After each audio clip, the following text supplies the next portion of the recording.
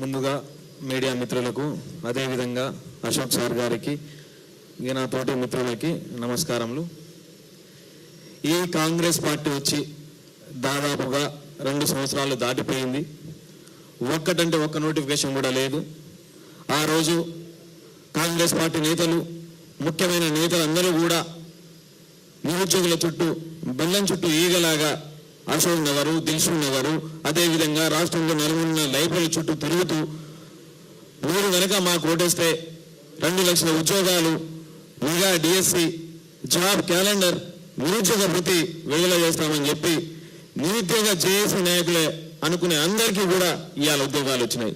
వాళ్ళు ఎవరంటే ముఖ్యంగా కోదండరామ్ సార్ గారు, అదేవిధంగా బల్మూరి వెంకట్, రియాజ్, ఆకునూరి గారు. వీరు ఉన్నారా, ఈ రాష్ట్రంలో చనిపోయారా అనేది కూడా ఇప్పుడు అడ్రస్ లేదు. ఎందుకంటే ఈ విషయం ఎందుకు మాట్లాడుతుందంటే, ఆ రోజు మా దగ్గరకు వచ్చి మేము మీకు ఉద్యోగాలు ఇస్తాం, గత ప్రభుత్వం మిమ్మల్ని మోసం చేసిందని చెప్పి ఆ రోజు మా దగ్గరకు వచ్చి, మా కాళ్ళ పేరని మా దగ్గరకు వచ్చి మమ్మల్ని వాడుకొని అధికారం వచ్చిన పార్టీ ఇవాళ కాంగ్రెస్ పార్టీ. ఇవాళ ఉద్యోగాలు కావాలని చెప్పి ఇవాళ అశోక్ నగర్లో, దిల్సుఖ్ నగర్లో, అదేవిధంగా రాష్ట్ర నలుమూలలో దీక్షలు, ధర్నాలు చేస్తున్నా కూడా పట్టించుకునే ప్రభుత్వం ఈ కాంగ్రెస్ ప్రభుత్వం. ఈ కాంగ్రెస్ పార్టీ నేతలకు, దద్దమ్మలకు, ఎమ్మెల్యేలకు ఏ మాత్రం సొయ్యుందా? కనీసం వార్డు మెంబర్ గెలవరు వీళ్ళు. వాస్తవానికి ఊళ్ళో వార్డు మెంబర్ కానీ, అదేవిధంగా జడ్పీటీసీ కానీ, ఎంపీటీసీ కానీ, సర్పంచ్ కానీ గెలవని ఉన్నది కూడా ఇవాళ ఒక్కొక్కరిని ఎమ్మెల్యేని మంత్రులను చేసిన ఘనత ఇవాళ నిరుద్యోగులది.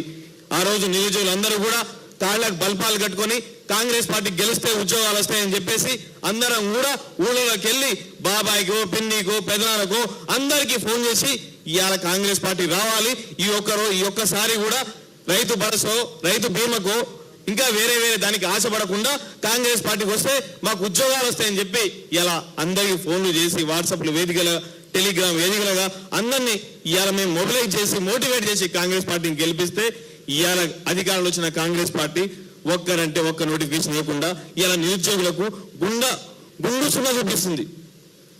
ఇన్ని రోజులు దాదాపు 2 సంవత్సరాలు అయిపోయింది.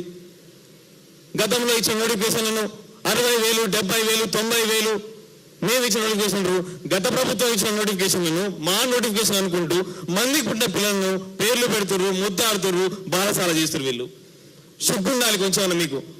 అరే ఇలా నిరుద్యోగులు అందరూ కూడా ఎంతో మా కోసం కష్టపడ్డారు. ఒక్క నోటిఫికేషన్ పోలీస్ శాఖ 20,000, గ్రూప్ 1 1000 ఉద్యోగాలు ఇస్తే మీ సొమ్మేమైనా పోతుందా? మీ సొమ్మేమైనా పోతుందా?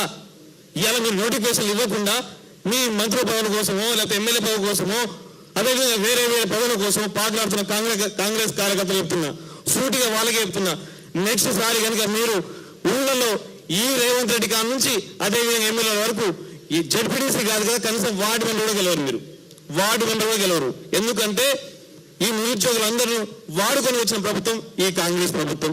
ఇవాళ గతంలో ఎక్కడేసిన గొంగళి అక్కడే ఉన్నది. ఇలా జియో డొండని తీసుకొచ్చిర్రు, గ్రూప్ 1లో జియో డొండని తీసుకొచ్చి ఎస్టీ, ఎస్సీ, బీసీలకు అన్యాయం చేసిర్రు. అదేవిధంగా పోలీస్ శాఖలో జియో 40 తొలగిస్తానని చెప్పి ఆ రోజు ఎక్కడ పడితే ఎక్కడ కోమటిరెడ్డి వెంకట గారు మాట్లాడారు. నల్లగొండ జిల్లాలో, ఖమ్మం జిల్లాలో, అదేవిధంగా మహబూబ్ నగర్ లో ప్రతి చోట, ప్రతి సభలో, ప్రతి వేదికలో ఏం మాట్లాడారంటే మేము అధికారం రాగానే జియో 40 తొలగించి ఉద్యోగాలు ఇస్తామని చెప్పారు. ఆ జియో అక్కడే ఉంది, ఎక్కడేసిన గొంగళి అక్కడే ఉన్నది.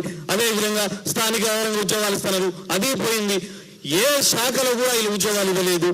అదేవిధంగా గత ప్రభుత్వంలో ఆల్రెడీ కూడా అన్ని శాఖ ఆమోదం పొంది ఏడబ్ల్యూ కానీ, ఏఈలు కానీ, అదేవిధంగా 29 సెక్టార్లో దాదాపుగా 2 లక్షల ఉద్యోగాలు ఖాళీ ఉన్నా ఇవాళ ఈ ప్రభుత్వం ఇవ్వట్లేదు. మొండిగా పోతుంది. దీక్షలు, ధర్నాలు ఏం చేస్తున్నా కూడా ఈ ప్రభుత్వం పట్టించుకునే పరిస్థితి.